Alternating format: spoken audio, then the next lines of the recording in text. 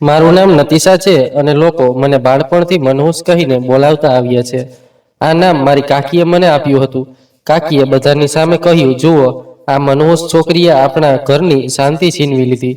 તેમના શબ્દોએ મારા હૃદયને ચીરી નાખ્યું. જ્યારે મેં મારા હકની જમીનનો ઉલ્લેખ કર્યો તો કાકા કાકી વધુ ખતરનાક બની ગયા. તેમણે તો આટલા સુધી કહી દીધું કે આને ખતમ કરી દો. આ છોકરીને તે સમયે હું ધ્રુજતી ઊભી હતી અને સમજી શકતી નહોતી કે મારી સાથે શું થવાનું છે. ત્યારે કાકાનો એક ખાસ નોકર વિનોદ આગળ આવ્યો. તેણે કહ્યું, સાહેબ, આને મારશો નહીં. આની સાથે મારા લગ્ન કરાવી દો. આમાં કાનૂની ઝંઝટ પણ નહીં આવે અને હું આની જીભ હંમેશા બંધ રાખીશ. મારી આંખોમાંથી આંસુ સતત વહેતા હતા. હું હાથ જોડીને દયાની ભીખ માંગતી રહી, પણ મારી કોઈ સાંભળનારું નહોતું. કાકા આ વાતથી ખૂબ ખુશ થયા અને તે જ દિવસે મારા લગ્ન વિનોદ સાથે બળજબરીથી કરાવી દેવાયા. લગ્નની રાત્રે હું ગાડીમાં બેઠી હતી અને રડતા રડતા મારા શ્વાસ તૂટવા લાગ્યા. વિનોદે મારી તરફ જોઈને સખત અવાજમાં કહ્યું, ચૂપ રહે. જો એકવાર ફરી રડી તો ગાડીમાંથી બહાર ફેંકી દઈશ. તે જ પડે મારી રૂહ કાપી ગઈ અને હું ચૂપ થઈ ગઈ, પણ મારા અંદર જાણે બધું જ મરી ગયું હતું. પછી જ્યારે ગાડી રોકાઈ અને અમે ઘરે પહોંચ્યા ત્યારે મેં જોયું કે બે પોલીસવાળા ઊભા રહીને વિનોદને સલામ કરી રહ્યા હતા. તે જ ક્ષણે મને સમજાઈ ગયું કે મારી પાસે હવે ભાગવાની કોઈ જગ્યા નથી. મારી જિંદગીનો સૌથી ખરાબ દિવસ તે રાત હતી જ્યારે મારી સામે મારા મમ્મી પપ્પાની જાન લેવામાં આવી. આજે પણ તે રાતની દુર્ગંધ અને ખૂનનો મંજર મારી આંખો સામે તરે છે. તે રાતે મને હંમેશા માટે અનાથ કરી દીધી. મને સ્પષ્ટ યાદ છે, મમ્મી પપ્પા રૂમમાં બેસીને વાતો કરી રહ્યા હતા અને હું બેઠકમાં રમી રહી હતી. અચાનક દરવાજો જોરથી ખુલ્યો અને કાકા ગુસ્સામાં અંદર ઘૂસ્યા. તેમની પાછળ કાકીનો અવાજ આવ્યો, આજે તો હિસાબ બરાબર થશે. હું ડરના માર્યા દરવાજે ચોંટીને ઊભી રહી ગઈ. મમ્મીએ ધ્રુજતા અવાજે તેમને કહ્યું, આ શું અભદ્રતા છે? પણ કાકા બૂમ પાડતા બોલ્યા, જમીન અમને આપી દો, નહીં તો પરિણામ ખૂબ ખરાબ આવશે. પપ્પા પણ ત્યાં હાજર હતા. પપ્પાએ સ્પષ્ટ શબ્દોમાં કહ્યું, આ જમીન મારા બાપની નિશાની છે. હું તેને વેચી શકું નહીં. આગલી જ પડે ઘરમાં હડકંપ મચી ગયો. મેં મારી આંખો સામે જોયું કે કેવી રીતે મારા મમ્મી પપ્પાને ધક્કો મારીને જમીન પર પછાડી દેવાયા. તેમના શ્વાસ તૂટી રહ્યા હતા. તેમનો રંગ ઉડી ગયો હતો. હું ચીસો પાડતી રૂમમાં દોડી ગઈ તો જોયું કે ચારે બાજુ લોહી ફેલાઈ ગયું હતું. કાકાએ મારી તરફ જોઈને કહ્યું, તું બિલકુલ ચૂપ રહે, નહીં તો તારું પણ આવું જ હાલ થશે. હું રડતી રહી, ચીસો પાડતી રહી, પણ કોઈએ મારો અવાજ સાંભળ્યો નહીં. પપ્પાએ છેલ્લી વાર મારી તરફ જોયું. તેમના ધ્રુજતા હોઠ કંઈક કહેવા માંગતા હતા, પણ તેમનો અવાજ ગળામાં જ અટકી ગયો. મમ્મીનો ધ્રુજતો હાથ મારી તરફ વધ્યો, પણ તે પણ શાંત થઈ ગયા. તે રાતે મારા ઘરની દિવાલોએ મારી ચીસો પી લીધી અને મારી દુનિયા બરબાદ થઈ ગઈ. ત્યારબાદ કાકાએ ઠંડા અવાજે કહ્યું, આને સાથે લઈ જાઓ. હવે આ આપણી જવાબદારી છે. પછી હસતા હસતા બોલ્યા, જવાબદારી? આ તો મનહૂસ છે. આજે આને પણ આપણી શાંતિ બરબાદ કરી. તેમની દરેક વાત મારા હૃદયને ટુકડે ટુકડો તોડી રહી હતી. મને ખેંચીને તેમની સાથે લઈ જવામાં આવી અને હું નિર્જીવ બની ગઈ. જે ઘરમાં મારે રહેવું પડ્યું ત્યાં દરેક દિવસ મારા માટે સજા જેવો બની ગયો. તે જ રાતથી મારી ગુલામીની શરૂઆત થઈ. સવારે કાકી દરવાજે લાત મારીને ચીસ પાડી, ઉઠ મનહૂસ છોકરી, આ ઘરમાં તારા માટે ઊંઘ નથી, સમજી? હું આંખો ઘસતી ઉઠી. તેમણે મારા હાથમાં સાવરણો આપી દીધો. ઠંડી શરદી હતી. પગ ઉઘાડા હતા. હાથ ઠંડાથી સૂન થઈ રહ્યા હતા, પણ કોઈને પરવાહ નહોતી. આખો દિવસ હું વાસણ ધોતી, સાવરણો લગાવતી, કપડાં સાફ કરતી અને હાથ સાબુથી ઘસતા ઘસતા ચામડી છોલાઈ જતી. સાંજે જ્યારે થાકીને બેસતી તો કાકી મારા માથા પર પાણી રેડી દેતી અને કહેતી, અહીં આરામ કરવા નથી આવી, જા પશુઓનો ચારો નાખ. હું થાકેલા પગે ઊભી થતી અને પશુઓના વાડામાં જતી. દરેક દિવસ મારા માટે નવો અત્યાચાર હતો. જો રોટલી બનાવવામાં મોડું થઈ જાય તો કાકા ગર્જના કરતા બહાર આવતા, મારો ખભો પકડીને ઝટકો મારતા અને ગાળો બોલતા. કાકી કહેતી, આ છોકરી મનહૂસ છે, નકામી છે. આના આવ્યા પછી આપણા ઘરની શાંતિ ચાલી ગઈ છે.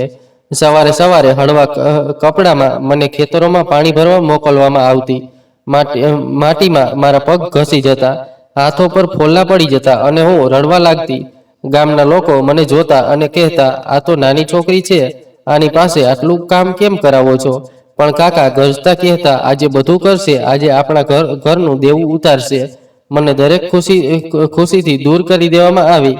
જ્યારે ગામમાં કોઈની બારાત આવતી અને છોકરીઓ નાચતી ગાતી તો હું દૂરથી જોતી રહેતી. મારું મન થતું કે હું પણ હસું, ગીત ગાઉં, પણ કાકા મારો હાથ પકડીને કહેતા, તારા નસીબમાં ખુશીઓ નથી લખાઈ. હું રૂમમાં જઈને એકલી આંસુ વહાવતી રહેતી. એક દિવસ મોહલ્લાની મારી ઉંમરની છોકરીઓ ગલીમાં રમી રહી હતી. તેમણે મને બોલાવી, આવ લુકાછુપી રમીએ. હું 2 પગલાં આગળ વધી ત્યાં કાકી ચીસો પાડતી મારી પાછળ આવી અને બોલી, રમવા આવી છે, જા અંદર જઈને સાવરણો પકડ. તારા નસીબમાં ફક્ત કામ છે, રમત નહીં. ત્યાં ઉભેલી બધી છોકરીઓ આશ્ચર્યથી મને જોતી રહી અને પછી નજર નીચી કરીને ચાલી ગઈ. મારું હૃદય ચીરાઈ ગયું અને તે જ પળે મેં સમજી લીધું કે મારી જિંદગીનો અર્થ ફક્ત બીજાની ખુશીઓ દૂરથી જોવાનો અને પોતે અંધારામાં જીવવાનો છે. તે દિવસથી મારી જિંદગી વધુ બદલાઈ ગઈ. હવે કોઈ મને રમવા બોલાવતું ન હતું, જાણે હું બધાની નજરમાં ફક્ત નોકરાણી બની ગઈ હતી. કાકા ઘણીવાર સાંજે પોતાના મિત્રોને બોલાવીને મહેફિલ જમાવતા. દારૂ અને હાસ્યની વચ્ચે તેઓ ગર્વથી કહેતા, અમે અમારી ભત્રીજીને આશરો આપ્યો છે, અમે જ તેને પાળી રહ્યા છીએ, અમે તેના પર ખૂબ મોટો ઉપકાર કર્યો છે. તેમના મિત્રો પણ હસતા અને તેમની વાતો માનતા, પણ કોઈને ખબર નહોતી કે મારું હૃદય અંદરથી કેવું રડી રહ્યું છે. હું ખૂણામાં બેસીને વાસણ ઘસતી રહેતી. મારા હાથ સાબુ અને કીચડથી ભરેલા રહેતા અને તેમના ઘોંઘાટ વચ્ચે મારી ખામોશીને કોઈ સાંભળતું નહોતું. કાકીની આદત હતી કે હર પળે મારા પર તાણા મારવાની. ક્યારેક કહેતી, તારી વજહથી અમારા બાળકો બીમાર રહે છે. ક્યારેક કહેતી, જો તું અમારા ઘરમાં ન આવી હોત તો અમે વધુ સુખી હોત. જાણે મારું અસ્તિત્વ જ દરેક મુસીબતનું કારણ હતું. એકવાર મેં હિંમત કરીને ધીમેથી કહ્યું, કાકી મારો શું વાંક, મેં શું કર્યું? બસ આટલું સાંભળતા જ કાકીએ ગુસ્સામાં મારો કાન મરડી નાખ્યો અને બોલી, તારું અસ્તિત્વ જ વાંક છે. તેમની આ વાત મારા હૃદયમાં તીરની જેમ ખૂંચી. હું અંદરથી વિચારતી રહેતી કે આખરે ક્યાં સુધી આ જિંદગી સહન કરવી પડશે. પણ મારી ઉંમર નાની હતી, મારી પાસે ના તો કોઈ આશરો હતો, ના હિંમત. હું બસ ચૂપ રહીને તેમના અત્યાચારો સહન કરતી હતી. રાત્રે જ્યારે બધા સૂઈ જતા તો હું બિછાને પડખા બદલતી આંસુ વહાવતી રહેતી. હું વારંવાર પોતાને પૂછતી કે જો મમ્મી પપ્પા હોત તો શું મારી આ હાલત થાત? પછી તે જ પડે મને તે રાત યાદ આવી જતી જ્યારે તેમના શ્વાસ મારી આંખો સામે થંભી ગયા હતા.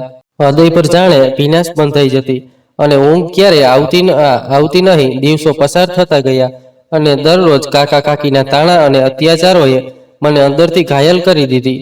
પણ મારા હૃદયમાં એક સપનું હજુ જીવંત હતું. હું વિચારતી રહેતી કે કોઈ દિવસ હું આ બધાનો અસલી ચહેરો બધાની સામે લાવીશ. હું સાબિત કરીશ કે કેવી રીતે મારી જિંદગી બરબાદ કરવામાં આવી. આજ સપનાઓએ મને જીવંત રાખી, નહીં તો હું ક્યારની તૂટીને વિખરાઈ ગઈ હોત. મેં ધીમે ધીમે સમજવાનું શરૂ કર્યું કે કાકાનું અસલી કામ શું હતું.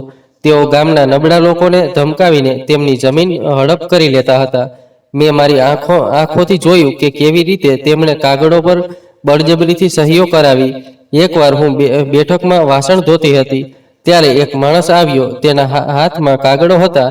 તેણે કાકાને કહ્યું, બસ આની પર સહી કરાવી લો તો એ ખેતર પણ તમારું થઈ જશે. કાકા હસતા હસતા બોલ્યા, ચિંતા ન કર, જે આપણે ઈચ્છ્યું છે તે જ થશે. મારા હૃદયમાં જાણે આગ લાગી ગઈ. એ જમીન મારા પપ્પાની આખરી નિશાની હતી. મમ્મીની યાદોની સુગંધ તેમાં હતી. ત્યારે જ મેં નક્કી કરી લીધું કે એક દિવસ હું બધું પાછું લઈશ. એકવાર હું ચૂપકેથી ખેતરે ગઈ. મેં માટી હાથમાં લીધી તો આંખોમાંથી આંસુ જર્જર વહેવા લાગ્યા.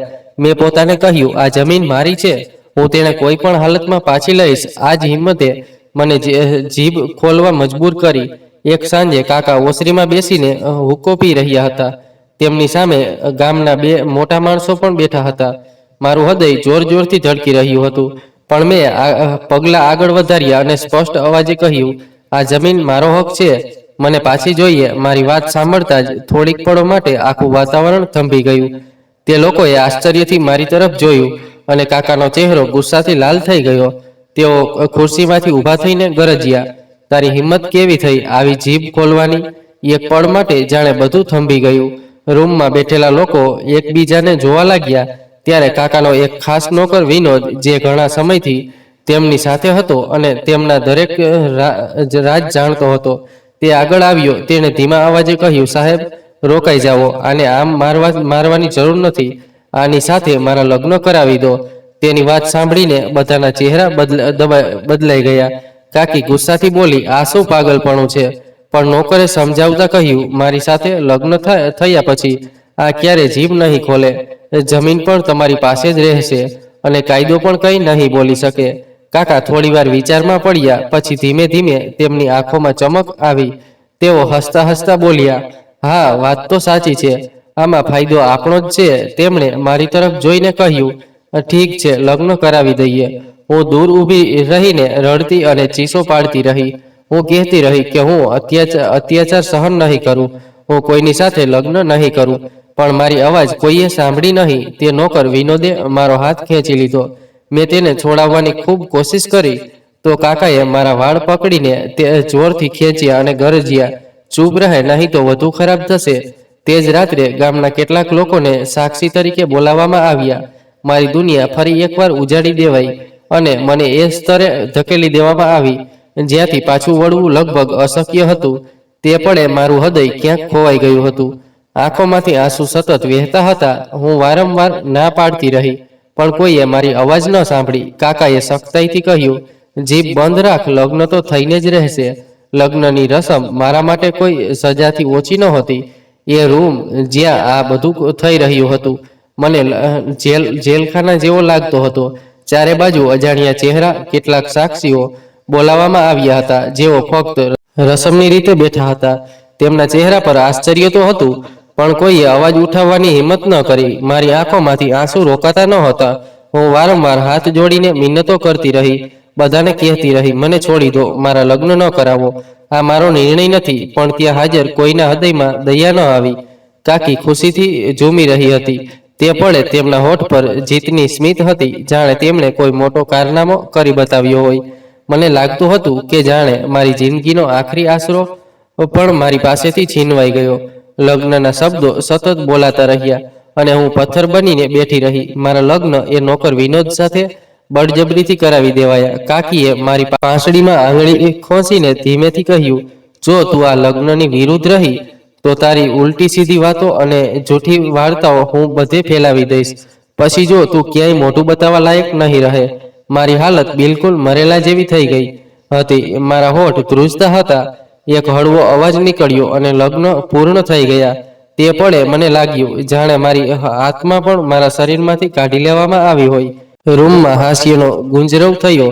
કાકાએ વિનોદને જોઈને કહ્યું, મુબારક હો બેટા, હવે આ તારી જવાબદારી છે. વિનોદે માથું ઝુકાવીને જવાબ આપ્યો, જી સાહેબ. લગ્ન પૂર્ણ થતાં જ કાકાએ દરવાજે ઊભેલા ડ્રાઈવરને હુકમ કર્યો, આને ગાડીમાં બેસાડીને તેના પતિના ગામે પહોંચાડી દે. રાત થયા તે પહેલા ડ્રાઈવર તરત આગળ વધ્યો અને બોલ્યો, જી સર. મારું હૃદય જોર જોરથી ધડકી રહ્યું હતું. હું ભારે પગલે બહાર નીકળી. દરવાજે ગામના કેટલાક લોકો એકઠા થયા હતા. બધા આશ્ચર્યથી મને જોતા હતા. તેમના ચહેરા પર સવાલો ફરતા હતા, પણ ડરના માર્યા તેમના હોઠ બંધ હતા. ગાડી મારી સામે ઊભી રહેતી હતી. મારું સામાન ઉતાવળે ગાડીમાં નાખવામાં આવ્યું અને હું આંખોમાં આંસુ સાથે ગાડીમાં બેસી ગઈ. રસ્તો અંધારાથી ભરેલો હતો. ગાડીની અંદર ખામોશીનો રાજ હતો. ડ્રાઈવર રસ્તા પર નજર ટકાવીને બેઠો હતો અને વિનોદ મારી બાજુની સીટ પર બેઠો હતો. અચાનક તેણે મારી તરફ ઝૂકીને સખત નજરે કહ્યું, ચૂપ રહે, વધુ રડવું ધોવું કર્યું તો ગાડીમાંથી બહાર ફેંકી દઈશ. તેના શબ્દોએ મારી જાન નીકાળી દીધી. હું ડરીને ખામોશ થઈ ગઈ અને મારા હોઠ દબાવી લીધા. ગાડીનું વાતાવરણ વધુ ભારે થઈ ગયું. બારી પર વરસાદના ટીપા પડવા લાગ્યા અને ગાડી અંધારા રસ્તાઓ પર તેજ ગતિએ દોડવા લાગી. હું મનોમન વિચારતી હતી કે આ લગ્ન મારા માટે લગ્ન નહીં, પણ એક જેલ છે. મારું મન સવાલોથી ભરાઈ ગયું, પણ જીભ બંધ રહી. હિંમત કરીને મેં ધીમેથી કહ્યું, આ બધું બળજબરીથી થયું છે. હું આ નહોતી ઈચ્છતી. વિનોદે ઝેરીલી સ્મિત સાથે જવાબ આપ્યો, મને કોઈ વાતની પરવાહ નથી. હવે તું મારી છે એ મારા માટે પૂરતું છે. તેના શબ્દો સાંભળીને મારી આંખોમાં ભીનાશ વધી ગઈ. ડ્રાઈવર ખામોશ બેસીને બધું જોતો હતો. આઈનામાં તેની નજર વારંવાર મારા પર પડતી હતી. એક પળ માટે મને લાગ્યું કે તે બધું સમજી રહ્યો છે, પણ કંઈ બોલતો નથી. રસ્તામાં એક જગ્યાએ ગાડી રોકાઈ. ડ્રાઈવરે કહ્યું, સાહેબ, પાણી પી લો. વિનોદ બહાર નીકળ્યો અને પાણી લેવા ગયો. મેં મોકો જોઈને ડ્રાઈવરને ધીમેથી કહ્યું, મને બચાવો, મને આ લગ્ન મંજૂર નથી. ડ્રાઈવરે ગભરાયેલી નજરે ચારે તરફ જોયું અને બોલ્યો, બહેન, મારી આટલી હિંમત નથી કે હું સાહેબના હુકમની વિરુદ્ધ જાઉં. આ મારા હાથમાં નથી. માફ કર, હું કંઈ નથી કરી શકતો. મારું હૃદય વધુ તૂટી ગયું. ગાડી ફરી ચાલવા લાગી અને સુનસાન અંધારા રસ્તા પર દોડવા લાગી. હું વિચારતી હતી કે કાશ હિંમત કરીને બહાર કૂદી જાઉં અને અહીંથી ભાગી જાઉં, પણ આગલી જ પળે ડરે મને જકડી લીધી. જો પકડાઈ ગઈ તો પરિણામ વધુ ખરાબ થશે. મેં મારા હાથને મજબૂતીથી બાંધી દીધા અને આંખો બંધ કરી લીધી. ત્યારે રસ્તામાં પોલીસની ગાડી ઉભેલી દેખાઈ. બે અધિકારીઓએ અમારી ગાડી રોકી. ડ્રાઈવરે કાચ નીચે કર્યો. પોલીસવાળાઓએ પૂછ્યું, ક્યાં જાઓ છો? ડ્રાઈવરે જવાબ આપ્યો, સાહેબના ગામે જઈએ છીએ. આ મેડમ અને તેમના પતિ સાથે. પોલીસવાળાઓએ અંદર ઝાંકીને જોયું. મારી આંખોમાં આંસુ જોઈને તેઓ થોડીવાર થંભી ગયા અને બોલ્યા, બધું ઠીક તો છે ને? હું કંઈ બોલવા જતી હતી ત્યાં વિનોદે તરત બોલીને કહ્યું, હા, બધું ઠીક છે. તે નબળી તબિયતની હોવાનું કહેતો હતો. પોલીસવાળાઓએ માથું હલાવ્યું અને અમને જવા દીધા. મારું હૃદય ચીસો પાડી રહ્યું હતું કે તેમને કહી દઉં કે કંઈ જ ઠીક નથી, પણ મારા હોઠ જાણે સીલ થઈ ગયા હતા અને અંદરનો અવાજ વધુ દબાઈ ગયો. તે પણ મારા માટે એક નવા વળાંકની શરૂઆત હતી.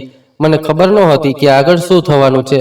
શું આ કેદ હંમેશા આવી જ રહેશે કે આ અંધારા પાછળ કોઈ બીજું સત્ય છુપાયેલું છે? મારું હૃદય જોરથી ધડકી રહ્યું હતું. મન સવાલોથી ભરેલું હતું અને આંખોમાં એક જ સવાલ હતો, શું મારી કહાની અહીં જ ખતમ થઈ જશે કે આગળ કોઈ નવો વળાંક આવવાનો છે? ગાડી અંધારા રસ્તાઓ પર દોડતી રહી. વરસાદના ટીપા બારી પર જોરથી પડતા હતા. હું પાછલી સીટ પર બેસીને મારા આંસુ રોકવાની કોશિશ કરતી રહી, પણ હૃદય ઈચ્છતું હતું કે ચીસો પાડીને બધાને કહી દઉં, પણ જીભ જાણે ભારે થઈ ગઈ હતી. વિનોદ વારંવાર પાછળ વળીને મને જોતો અને કહેતો, ખામોશ રહે, કોઈ ડ્રામા ન કર. હું ડરીને નજર નીચી કરી લેતી અને બારીમાંથી બહાર અંધારામાં જોવા લાગતી. ડ્રાઈવર ખામોશીથી ગાડી ચલાવતો હતો, પણ તેની નજર આઈનામાંથી વારંવાર મારા પર પડતી હતી. રસ્તો સુનસાન હતો. ક્યાંક ક્યાંક વીજળીના થાંભલાઓ પર હળવી રોશની ઝબકતી અને પછી અંધારું ફરી વધુ ગળી જતું. હું વિચારતી હતી કે આ સફર મને ક્યાં લઈ જઈ રહ્યો છે.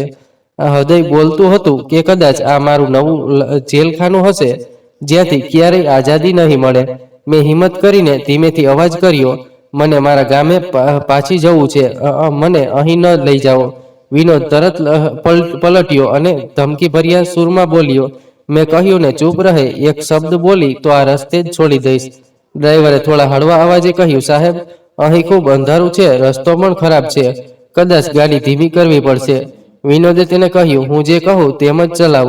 આપણે સમયસર પહોંચવું છે. ડ્રાઈવરે એક પળ માટે આઈનામાં મારી તરફ જોયું અને પછી ખામોશ થઈ ગયો. રસ્તામાં એક ચેકપોસ્ટ આવી. પોલીસના બે અધિકારીઓએ હાથના ઈશારાથી ગાડી રોકી. ડ્રાઈવરે કાચ નીચે કર્યો અને એક અધિકારીએ પૂછ્યું, ક્યાં જાઓ છો? ડ્રાઈવરે જવાબ આપ્યો, ગામે જઈએ છીએ. સાહેબ અને મેડમ સાથે છે. પોલીસ અધિકારીએ અંદર ઝાંકીને જોયું. મારી આંખો લાલ હતી અને ચહેરો આંસુઓથી ભીંજાયેલો હતો. તેણે નરમ સૂરમાં કહ્યું, બહેન, બધું ઠીક છે ને? હું કંઈ બોલવા જતી હતી ત્યાં વિનોદ તરત આગળ બોલી પડ્યો, હા, બધું ઠીક છે, બસ થોડી તબિયતની નબળાઈ છે. અધિકારીએ મારા પર તીવ્ર નજર નાખી, પણ પછી ડ્રાઈવરને જવા દીધો. મારું હૃદય ઈચ્છતું હતું કે હું ચીસો પાડું, કહું કે કંઈ ઠીક નથી, પણ જીભ બંધ રહી. ગાડી ફરી અંધારામાં દોડવા લાગી. હું બારીમાંથી બહાર જોતી રહી. દૂર ક્યાંક ક્યાંક દીવા ઝબુકતા, પણ મોટે ભાગે ફક્ત વેરાની હતી. મારું હૃદય હવે ડૂબતું જતું હતું. અચાનક વિનોદ થોડો ઝૂક્યો અને હળવા અવાજે બોલ્યો, હમણાં કંઈ ન પૂછ, વખત આવે ત્યારે હું બધું કહીશ. તેના અવાજમાં પહેલીવાર સખ્તાઈ નહોતી, પણ કોઈ રાજ છુપાયેલું લાગ્યું. મેં આશ્ચર્યથી તેની તરફ જોયું, પણ ચૂપ રહી. રસ્તામાં એક જગ્યાએ ગાડી ઝટકો ખાઈને રોકાઈ. ડ્રાઈવરે હોઠ ખોલ્યા અને કહ્યું, લાગે છે એન્જિન ગરમ થઈ ગયું છે. વિનોદ બહાર નીકળ્યો અને ગાડી પાસે ઊભો રહ્યો. મેં મોકો જોઈને ડ્રાઈવરને ધીમેથી કહ્યું, મને અહીંથી બહાર કાઢો પ્લીઝ, મને છોડી દો. ડ્રાઈવર ગભરાઈને બોલ્યો, બહેન, મારું કામ આની સાથે જોડાયેલું છે. જો કંઈ કર્યું તો મારી જાન પણ જશે. માફ કર. મારું હૃદય બેસી ગયું. મેં આંખો બંધ કરી લીધી અને ખામોશી ઓઢી લીધી. ગાડી ફરી ચાલવા લાગી તો થોડે દૂર એક નાનો ઢાબો દેખાયો. ડ્રાઈવરે કહ્યું, સાહેબ, થોડું પાણી અને ચા લઈએ, સફર હજુ લાંબો છે. વિનોદ માની ગયો અમે ગાડીમાંથી ઉતર્યા. હું ચારે તરફ જોવા લાગી તો 2-3 લોકો ચારપાઈ પર બેઠા હતા. તેમણે અમને ધ્યાનથી જોયું પણ કંઈ બોલ્યા નહીં. ઢાબાવાળાએ પૂછ્યું, સાહેબ ક્યાં જાઓ છો? વિનોદે ટાળમટોળ કરતા કહ્યું, ગામે જઈએ છીએ, મેડમ થાકી ગયા છે. હું ઈચ્છતી હતી કે કોઈને કંઈક કહી દઉં, પણ તેની બાજુમાં ઊભા રહેવાના ડરે મને રોકી લીધી. ચા પીધા પછી સફર ફરી શરૂ થયો. હવે રસ્તો પહાડી વિસ્તારમાંથી પસાર થઈ રહ્યો હતો. ગાડી સાંકડા રસ્તા પર ચાલતી હતી. નીચે ઊંડી ખીણ દેખાતી હતી. ડ્રાઈવર ખૂબ ધ્યાનથી ગાડી ચલાવતો હતો. મેં મનોમન પ્રાર્થના કરી, કોઈ રીતે આ સફર ખતમ થાય અને મારી જાન આ મુસીબતમાંથી છૂટે. પણ વિનોદના શબ્દો વારંવાર મારા મગજમાં ગૂંજતા હતા. હમણાં કંઈ ના પૂછ, વખત આવે ત્યારે બધું કહીશ. આ વાત મને અંદરથી ખાઈ રહી હતી. શું ખરેખર કોઈ રાજ છે? આ ફક્ત જૂઠો બહાનો છે? રાત ઘેરી થઈ ગઈ હતી. ચંદ્ર વાદળોમાં છુપાયેલો હતો. મેં મમ્મી પપ્પાની તસવીર આંખોમાં બેસાડી. મને લાગ્યું જાણે તેઓ મારી સાથે છે અને મને હિંમત આપી રહ્યા છે. હું અંદરથી તૂટી રહી હતી પણ બહારથી પથ્થર બની રહી. થોડીવાર પછી ગાડી એક ખાલી મેદાનમાં રોકાઈ. ડ્રાઈવરે કહ્યું, સાહેબ થોડીવાર અહીં રોકાઈએ, ટાયર જોઈ લઉં. વિનોદ ગાડીમાંથી બહાર નીકળ્યો અને લાંબો શ્વાસ લીધો. મેં ફરી હિંમત કરીને ધીમેથી કહ્યું, તું આ બધું કેમ કરે છે? મને કેમ સાથે લઈ જાય છે? તે મારી તરફ પલટ્યો અને તેની આંખોમાં અજીબ ચમક હતી.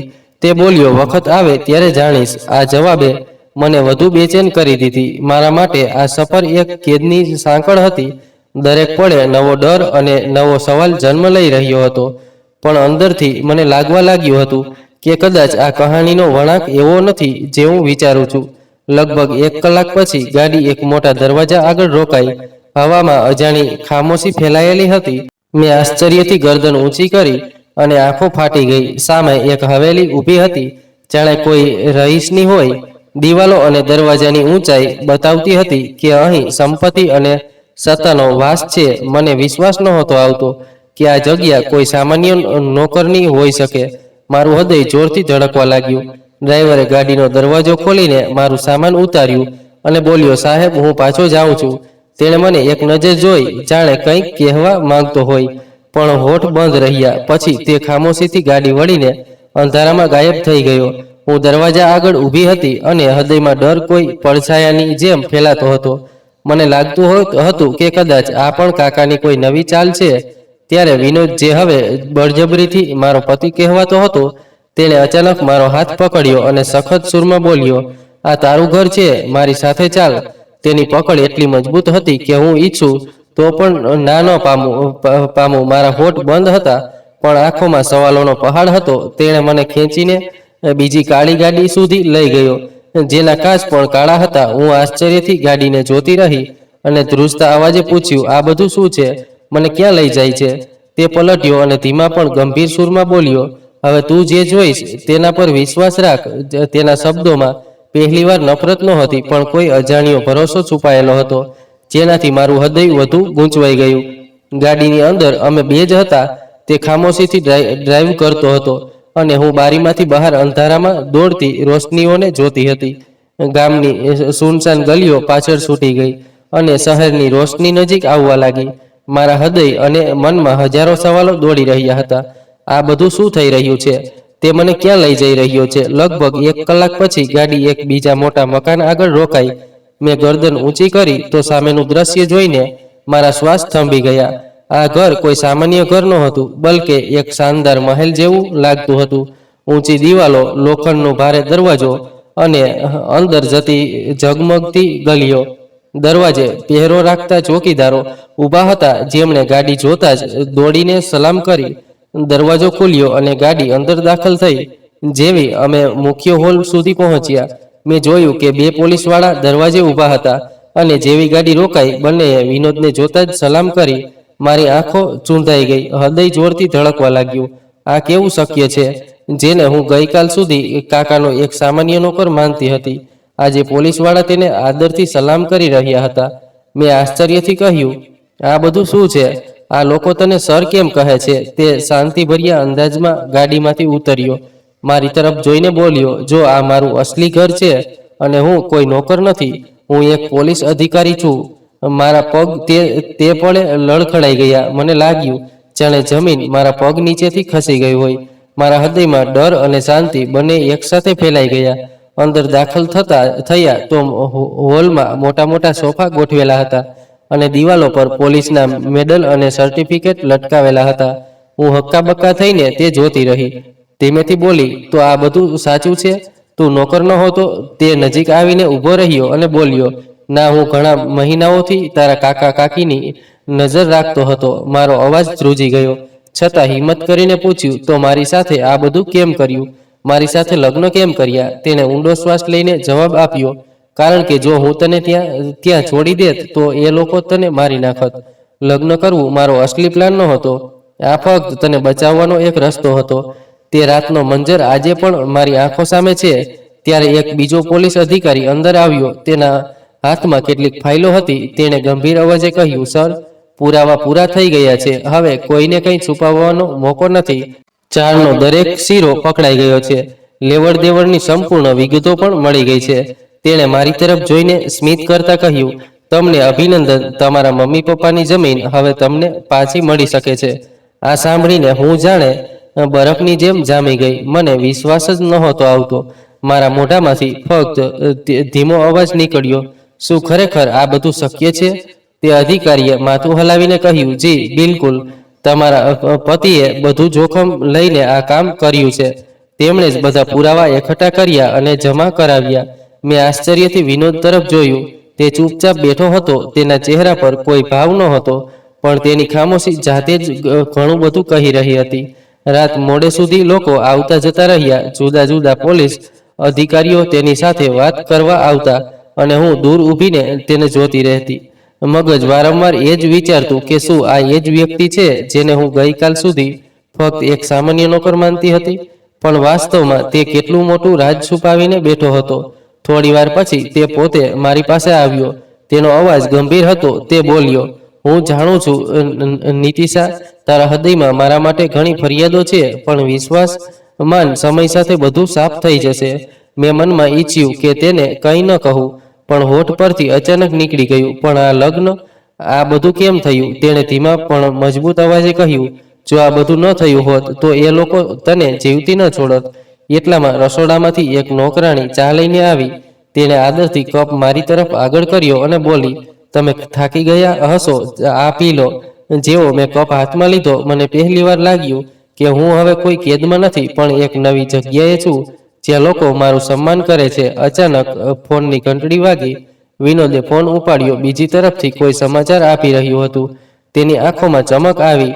તેણે ફોન પર સ્પષ્ટ શબ્દોમાં કહ્યું, કાલે સવારે દરોડો પાડવામાં આવશે. હવે કોઈ બચી નહીં શકે.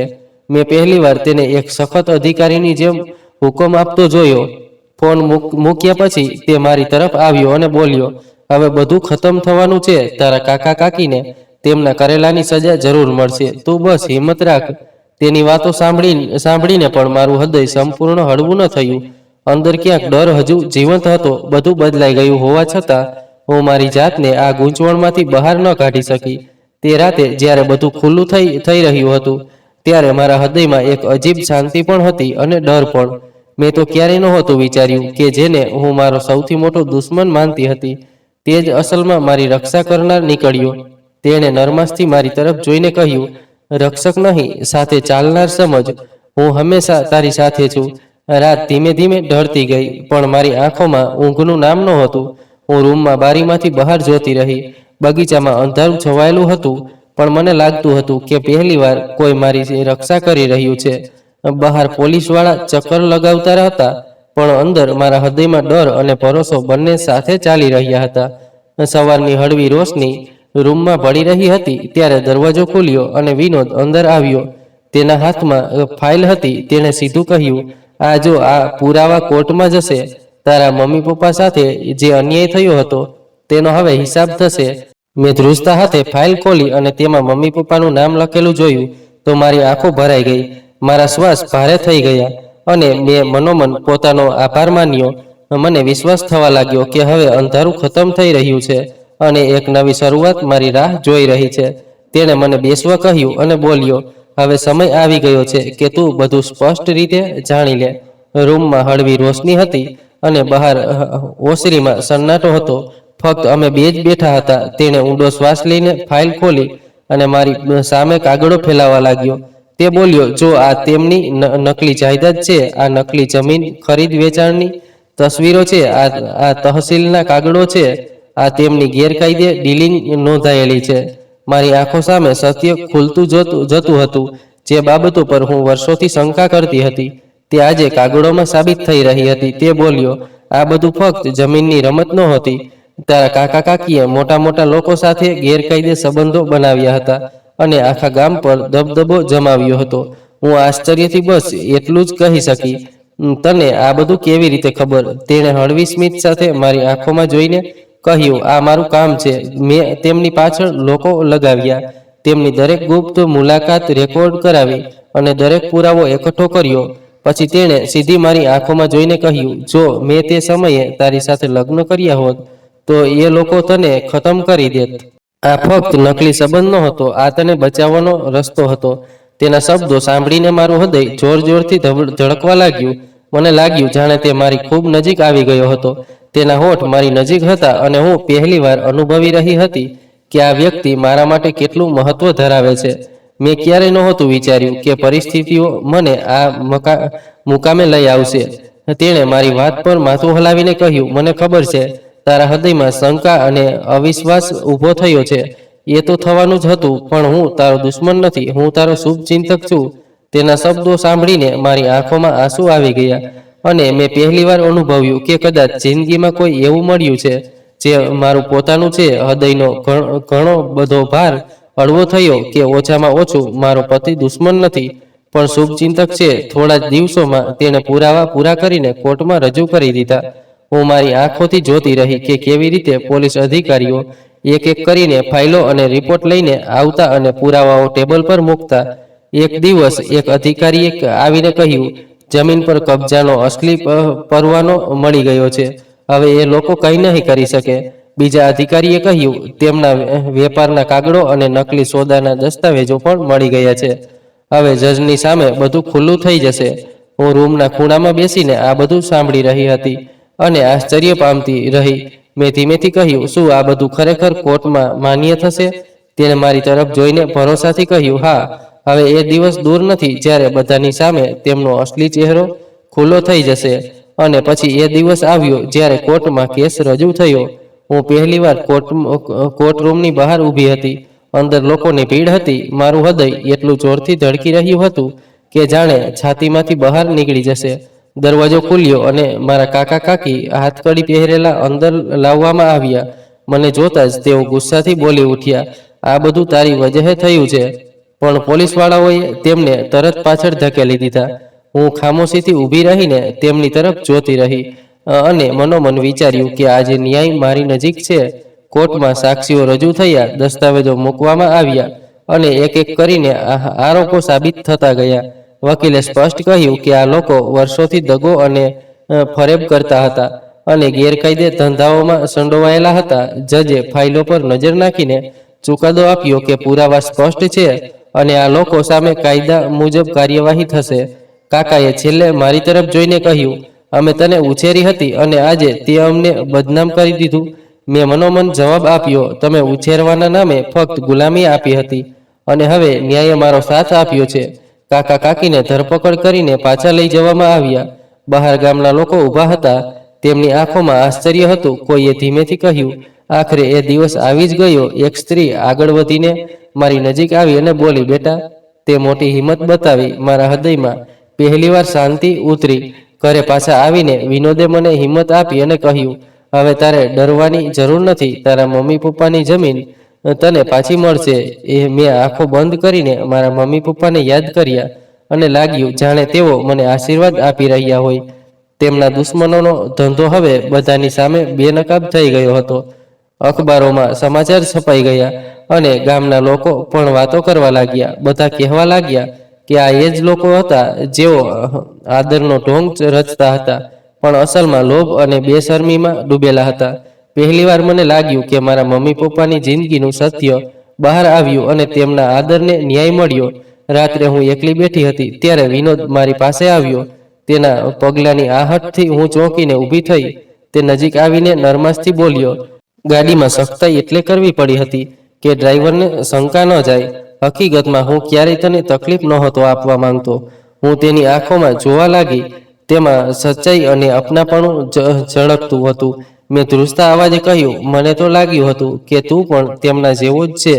તેણે ઊંડો શ્વાસ લઈને કહ્યું, મને ખબર છે, પણ પરિસ્થિતિ એવી હતી કે મારે સખત વ્યવહાર બતાવવો પડ્યો. જો હું નરમાઈ બતાવત તો એ લોકો તરત સમજી જાત અને તારી જાન જોખમમાં મુકાઈ જાત. મેં મારી સામે બેઠો અને બોલ્યો, મારા હૃદય પરનો ભાર ખતમ થવો જોઈએ. હું ઈચ્છું છું કે તું મને દુશ્મન નહીં પણ સાથી સમજે. હું ખામોશ થઈ ગઈ અને માથું નમાવી દીધું. થોડી વાર પછી તેણે ધીમેથી કહ્યું, હું સ્પષ્ટ કહેવા માંગુ છું કે હું દિલથી તને પસંદ કરું છું. મારા હૃદયની ધડકન અચાનક ઝડપી થઈ ગઈ. મેં માથું ઊંચું કરીને તેની આંખોમાં જોયું. તેમાં અપનાપણું અને ભરોસો સ્પષ્ટ ઝળકતો હતો. બીજે દિવસે તે મને તહસીલની ઓફિસે લઈ ગયો. ત્યાં ક્લાર્ક ફાઇલ ખોલીને કહ્યું, આ જમીન હવે તારા નામે છે. કોઈ તેને છીનવી નહીં શકે. મેં કાગળ પર મારું નામ જોઈને રડી પડી અને મનોમન મારા મમ્મી પપ્પાને યાદ કર્યા. મારી પાસે ઉભેલો વિનોદ બોલ્યો, આ તારો હક હતો જે હવે તને પાછો મળ્યો. મારી જિંદગીના વિખેરાયેલા પાના ધીમે ધીમે જોડાવા લાગ્યા. પણ હું જાણતી હતી કે આ રસ્તો સરળ નહીં હોય. આ ઘા કેટલા ઊંડા હતા કે રાતોરાત ભરાઈ ન શકે. સવારે જ્યારે હું આઈનામાં પોતાને જોતી તો ચહેરો એ જ હતો, પણ આંખોમાં પહેલીવાર શાંતિની હળવી રોશની દેખાતી. હવે કોઈ મને મનહૂસ નહોતું કહેતું, કોઈ મને ગુલામ બનાવીને કામ નહોતું કરાવતું. પણ અંદરના ઘા હજુ પણ મને યાદ આવતા કે મેં શું શું સહન કર્યું હતું. એક દિવસ વિનોદ મારી પાસે આવીને બોલ્યો, કાલે આપણે ગામ જઈશું. તારે બધું પોતાની આંખોથી જોવું જોઈએ. બીજે દિવસે અમે રવાના થયા. રસ્તાભર મારું હૃદય જોરથી ધડકતું રહ્યું. એ ગામ હતું જ્યાં મેં બાળપણ ગુજાર્યું, જ્યાં મારા મમ્મી પપ્પાની યાદો હતી અને એ જ જમીન જેના પર કાકાનો કબજો હતો હવે મારા પગ નીચે હતી. ગામ પહોંચતા લોકો અમને જોવા નીકળી આવ્યા. ઘણા લોકોએ શરમથી નજર નીચી કરી, કારણ કે તેઓ જાણતા હતા કે તેમણે ક્યારેય મારી મદદ નહોતી કરી. પણ હવે પરિસ્થિતિ બદલાઈ ગઈ હતી. એક વૃદ્ધ માણસ આગળ વધ્યો અને બોલ્યો, બેટા, અમને માફ કર. અમે બધા ડરના માર્યા ચૂપ હતા. પણ આજે તારી હિંમત જોઈને લાગે છે કે અમે બધા નબળા હતા. મારી આંખો ભરાઈ ગઈ અને મેં નરમાશથી કહ્યું, હું કોઈની સાથે ફરિયાદ નથી કરતી. બસ હવે ઈચ્છું છું કે આ જમીન પર શાંતિ અને ખુશહાલી પાછી આવે. અમે એ જગ્યાએ ગયા જ્યાં હું રમતી હતી. તેણે મારા ખભે હાથ મૂકીને કહ્યું, આ બધું હવે તારું છે. ઈચ્છે તો અહીં ઘર બનાવ, નહીં તો ખેતી કર. મેં નમ આંખો સાથે કહ્યું, આ જમીન મારા મમ્મી પપ્પાની યાદી છે. હું ઈચ્છું છું કે અહીં હરિયાળી હોય, બાળકોની હાસ્યનો ગુંજરાવ થાય. તેણે સ્મિત કરીને કહ્યું, તો પછી આપણે એ જ કરીશું. મજૂરો બોલાવવામાં આવ્યા. જમીનની સફાઈ શરૂ થઈ અને બંને તરફ હલનચલન શરૂ થઈ. હું પોતે પણ મજૂરો સાથે માટી પર બેસી જતી. એક દિવસ એક મજૂરે હસીને કહ્યું, મેડમ, તમે અમારી સાથે માટી કેમ છો? મેં જવાબ આપ્યો, આ માટી મારા મમ્મી પપ્પાની છે. તેને સ્પર્શ કરીને મને શાંતિ મળે છે. બધા મારી વાત સાંભળીને ચૂપ થઈ ગયા અને આદરથી જોવા લાગ્યા. જમીનની પુનઃસ્થાપના સાથે મારું હૃદય પણ પુનઃસ્થાપિત થવા લાગ્યું. ગામની સ્ત્રીઓ મારી પાસે આવીને કહેતી, અમને પણ હિંમત આપ, જેથી અમે અમારા હક માટે ઊભા થઈ શકીએ. હું તેમને કહેતી, ડરને દિલમાંથી કાઢી નાખો, સત્ય સાથે ચાલો, રસ્તો આપોઆપ બની જશે. આ દરમિયાન મારો સંબંધ પણ બદલાવા લાગ્યો. વિનોદ અવારનવાર મારી પાસે બેસીને વાતો કરતો. એક સાંજે અમે ખેતની કિનારે બેઠા હતા. હવા હળવેથી વહી રહી હતી. તેણે ધીમેથી કહ્યું, મેં હંમેશા ફરજને મારી જિંદગી માની, પણ હવે લાગે છે કે જિંદગી તારા વિના અધૂરી છે. મેં નજર નીચી કરી લીધી અને મારા હૃદયની ધડકન ઝડપી થઈ ગઈ. મેં ધ્રુજતા અવાજે કહ્યું, મારી દુનિયા તો પહેલા જ ઉજળી ગઈ હતી, પણ હવે લાગે છે કે તે ફરી બની શકે છે. થોડા દિવસો પછી ગામમાં એક મોટો સમારંભ થયો. બધા લોકો એકઠા થયા. પહેલીવાર મને આદરથી બોલાવવામાં આવી. ગામના સરપંચે બધાની સામે કહ્યું, અમારી ગામની દીકરીએ જુલમ સામે ઊભા રહીને બધાને રસ્તો બતાવ્યો. લોકો તાળીઓ વગાડવા લાગ્યા અને હું આશ્ચર્યમાં હતી કે જે લોકો મને ક્યારેક મનહૂસ કહેતા હતા તે આજે મારા નામને આદરથી લઈ રહ્યા હતા. શહેર પાછા આવીને વિનોદે મને કહ્યું, હવે તારે ફક્ત ભૂતકાળમાં ઘા નહીં યાદ રાખવા, પણ આવનારા કાલના સપનાઓ પણ જોવા. તેણે મને એક રૂમ બતાવ્યો અને કહ્યું, આ તારા માટે છે. ઈચ્છે તે અહીં કર. ભણતર, લેખન કે તારી જમીનનું આયોજન. હું રૂમમાં પગ મૂકતા વિચારવા લાગી કે આ એક આઝાદી છે જેનું સપનું મેં વર્ષોથી જોયું હતું. મેં ભણવાનું શરૂ કર્યું અને રોજ કિતાબો સાથે સમય વિતાવવા લાગી. તે મજાકમાં કહેતો, જલ્દી જ તું મારાથી વધુ સમજદાર થઈ જઈશ. અને હું હસીને કહેતી, ભણતર બાંટવાથી વધે છે. કદાચ આપણે બંને સાથે મળીને વધુ શક્તિશાળી થઈ જઈએ. મારી જિંદગીનો રંગ બદલાઈ ગયો હતો. જે રાતો ક્યારેક આંસુઓમાં વીતતી હતી તે હવે સપનાઓમાં ઢળવા લાગી. જે દિવસો ગુલામીમાં વીતતા હતા તે હવે ખુશીઓમાં વીતવા લાગ્યા. મને વિશ્વાસ હતો કે મારા મમ્મી પપ્પા ક્યાંક ઉપરથી મને જોતા હશે અને ખુશ થતા હશે. મેં તેમની જમીન પાછી મેળવી, તેમના દુશ્મનોને સજા અપાવી અને મારી જિંદગીને ફરી રોશનીમાં મૂકી. અને સૌથી મોટી વાત, મેં પ્રેમને પણ અપનાવ્યો. એ પ્રેમ જે ભરોસા, આદર અને રક્ષણ પર ટકેલો હતો. મેં મારી મરજી અને ખુશીથી તેનો સાથ અપનાવ્યો. મારી જિંદગીની એ કહાની જે અંધારાથી શરૂ થઈ હતી તે હવે રોશની પર ખતમ ન થઈ, બલ્કિ એક નવા સફર પર નીકળી પડી. ગામની પાછા ફરતી વખતે રસ્તો જે મારી અને તેની યાદોથી ભરેલો હતો, દરેક વળાંક પર મને મારા બાળપણની યાદો અને મમ્મી પપ્પાની સ્મિત યાદ આવતી હતી. તેની નજર વારંવાર મારા ચહેરા પર ટકતી હતી અને હું જાણતી હતી કે હવે તે માત્ર મારો સાથી જ છે. શહેરમાં પગ મૂકતા જ મેં અનુભવ્યું કે બધું જ બદલાઈ ગયું છે. રસ્તાઓ એ જ હતા, ઘર એ જ હતું, પણ હવે મારા હૃદયમાં ડર નહોતો, બલ્કિ હળવી રાહત અને આશા હતી. અમારા ઘરમાં પગ મૂકતા જ વિનોદે ધીમેથી મને કહ્યું, હવે તારે કોઈથી ડરવાની જરૂર નથી. આ ઘર હવે ફક્ત તારું છે. તેની વાતોમાં પ્રેમ અને અપનાપણું સ્પષ્ટ ઝળકતું હતું. હું પહેલા કરતાં વધુ મજબૂત અનુભવતી હતી. મારી આત્મામાં હળવું સ્મિત હતું. એ રાત પછી મારી દુનિયા બદલાવા લાગી હતી. હવે હું દરેક વસ્તુને નવા દ્રષ્ટિકોણથી જોતી હતી. વિનોદ મારા માટે ફક્ત એ વ્યક્તિ ન રહ્યો જેણે મને મુસીબતમાંથી બહાર કાઢી, બલ્કે તે મારા માટે એક શાંતિની જેમ બની ગયો હતો જે ઘણા સમયથી મારી જિંદગીમાંથી ગાયબ હતી. અમારી વચ્ચે વાતચીતનો સિલસિલો પણ ધીમે ધીમે વધવા લાગ્યો. પહેલા તે ફક્ત જરૂરી વાતો કરતો, પણ હવે ક્યારેક નાની નાની વાતો પણ શેર કરતો. અમે રૂમમાં બેસીને લાંબા સમય સુધી વાતો કરતા અને મને લાગતું જાણે જિંદગી અચાનક સરળ થઈ ગઈ હોય. એક દિવસ તેણે મને કહ્યું, ચાલ બહાર જઈએ, થોડી હવા બદલાઈ જશે. હું આશ્ચર્યમાં રહી ગઈ, કારણ કે અત્યાર સુધી મેં તેને હંમેશા કામ અને જવાબદારીમાં ડૂબેલો જોયો હતો. તેણે ગાડી બહાર કાઢી અને અમે શહેરના એક પાર્કમાં ગયા. ત્યાં બાળકો રમતા હતા અને પરિવારો ફરવા નીકળ્યા હતા. ઘણા વર્ષો પછી મેં કોઈ પાર્કનું વાતાવરણ અનુભવ્યું. વિનોદે મને જોઈને કહ્યું, જો જિંદગી કેટલી સરળ હોઈ શકે છે જો માણસ ડરને પાછળ છોડી દે. મેં ધીમેથી કહ્યું, કદાચ તું સાચો છે, પણ ડરને દિલમાંથી કાઢવું સરળ નથી. તેણે મારો હાથ પકડી લીધો અને કહ્યું, ડર ત્યાં સુધી જીવે છે જ્યાં સુધી માણસ તેનાથી ભાગે છે. એકવાર તેને સામનો કરી લે પછી એ પોતે પાછળ હટી જશે. તેના શબ્દોમાં એટલી ઊંડાઈ હતી કે મને લાગ્યું કે ફક્ત પોલીસ અધિકારી નથી, બલ્કિ જિંદગીને પણ સારી રીતે સમજનારો છે. એ દિવસ પછી હું મારી જાતને થોડી બદલાતી અનુભવવા લાગી. હવે હું દરરોજ સવારે વહેલી ઉઠતી, ઘરના બગીચામાં જતી અને ઝાડપાન વચ્ચે બેસતી. વિનોદ પણ ક્યારેક ત્યાં આવી જતો અને અમે બંને ચૂપચાપ બેસતા, પણ એ ખામોશીમાં પણ એક જોડાણ હતું. મને લાગતું જાણે તે મારા દિલની દરેક અનકહી વાત સમજી લેતો હોય. થોડા દિવસો પછી તેણે મને કહ્યું કે કોર્ટનો ચુકાદો આવી ગયો છે. જમીન સંપૂર્ણ રીતે મારા નામે નોંધાઈ ગઈ. તેણે કાગળો મારા હાથમાં આપ્યા. જ્યારે મેં મારું નામ વાંચ્યું તો મારી આંખોમાંથી આંસુ વહેવા લાગ્યા. તેની તરફ જોયું તો તે સ્મિત કરી રહ્યો હતો. તે બોલ્યો, હવે તારે કોઈનો ડર રાખવો નથી. આ તારો હક હતો અને હવે તે તારી પાસે છે. એ દિવસે મને પહેલીવાર લાગ્યું કે કદાચ મારી કિસ્મતનો વળાંક અહીંથી બદલાઈ ગયો છે. અમે બંનેએ મળીને જમીન પર નવું કામ શરૂ કરવાનો નિર્ણય લીધો. મેં કહ્યું, હું ઈચ્છું છું કે અહીં શાળા બને જેથી ગામની દીકરીઓ ભણી શકે, જે મારી જેમ ક્યારેક મજબૂરીમાં પોતાનો અવાજ ન ઉઠાવી શકી. તેણે મારી વાત માની લીધી અને કહ્યું, આ તારી અસલી જીત હશે. જ્યારે તારા ગામની દીકરીઓ ભણીને પોતાના પગ પર ઊભી રહેશે. મેં પહેલીવાર અનુભવ્યું કે મારી વિચારસરણી પણ બદલાઈ રહી છે. હવે હું ફક્ત પોતાના માટે નહીં, બલ્કે બીજા માટે પણ જીવવા માંગતી હતી. શાળાનું કામ શરૂ થયું તો ગામના લોકો પણ ધીમે ધીમે અમારી સાથે જોડાવા લાગ્યા. જે લોકો પહેલા ચૂપ રહેતા હતા તે હવે પોતે આવીને મદદની ઓફર કરવા લાગ્યા.